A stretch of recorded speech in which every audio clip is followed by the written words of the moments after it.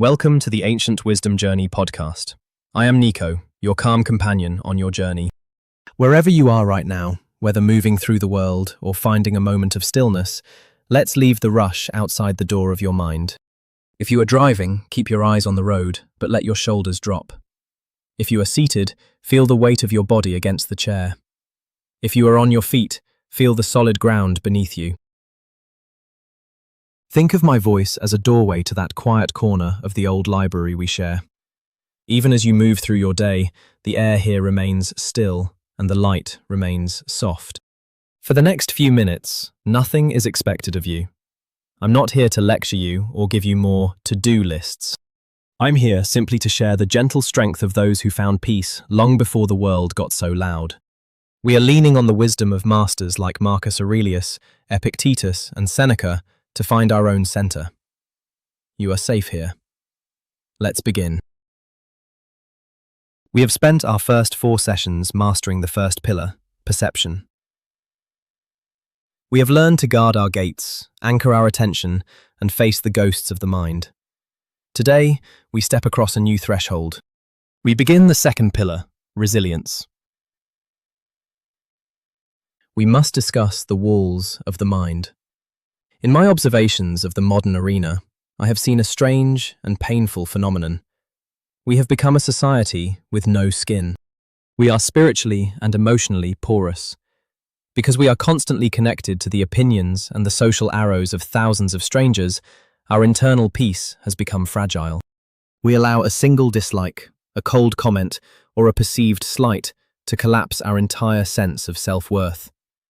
We live in an era of external validation where we have outsourced our happiness. We are like a city with no walls, wondering why the wind blows through our homes and why every passerby can steal our treasures. We have forgotten we are responsible for the thickness of our own armor. We have become reactive, letting the outside world decide if we are good enough today. Marcus Aurelius wrote extensively about the inner citadel. He believed within every human is a fortress no army can conquer. No insult can breach it unless we choose to open the gates. He taught that the mind is a dye which colors the soul, and that our resilience is built on the realization that no one can hurt you without your consent. Imagine your mind as a mountain. The weather around the mountain changes constantly. There are storms, there is sun, there are bitter winds. But the mountain does not react to the weather. It simply remains. To be a scholar is to build this mountain mind. It is to realize that other people's opinions are externals. They have no substance unless you give them a place to land. Your walls are made of the quiet knowledge of your own character. This resilience is not just a philosophy, it is a physical requirement for the vessel. When you allow an external insult or a stressful event to penetrate your walls, your body enters a state of chronic defense.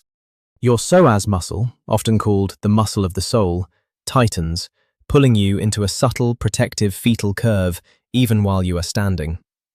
Your nervous system stays locked in sympathetic mode. This drains your energy and clouds your logic.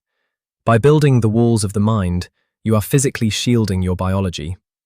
When you decide that a comment or an event is none of your business, you prevent a spike of cortisol. You are practicing biological sovereignty. You are telling your heart that it does not need to race just because someone else is shouting. You are keeping your internal weather calm, regardless of the storm in the arena. This is the true meaning of strength. It is the ability to remain soft on the inside because you are firm on the perimeter. It is about protecting your peace at a biological level. Before I share the right for this new pillar, I want to speak to you, just you and me, here in the quiet of the library. I know how exhausting it is to feel everything so deeply. I know the weight of trying to please everyone and the sharp sting that comes when you feel misunderstood or rejected.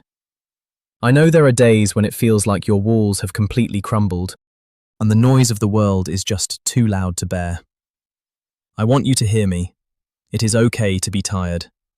You are not weak because you feel the sting of the world. You are simply navigating an environment that is designed to keep you raw and exposed. The digital world wants your walls down so it can sell you the bricks to fix them. I do not judge you. We all have had days where the Citadel felt shaky. I'm here to remind you that you have the right to be your own protector. You are allowed to say no to the noise. You are allowed to be still to protect your peace. We are not building walls of hate or isolation.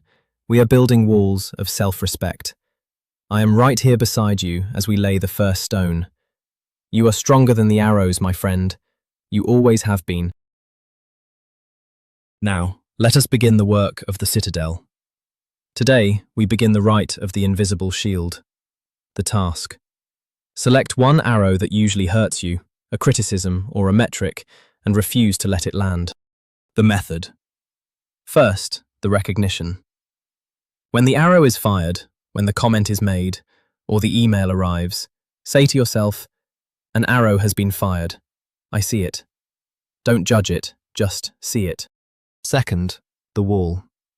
Visualize a clear, unbreakable glass wall between you and the event. Watch the arrow hit the glass and fall harmlessly to the floor. It does not touch your skin. It cannot reach you. Third, the sovereignty. Remind yourself, their opinion is their cargo, not mine.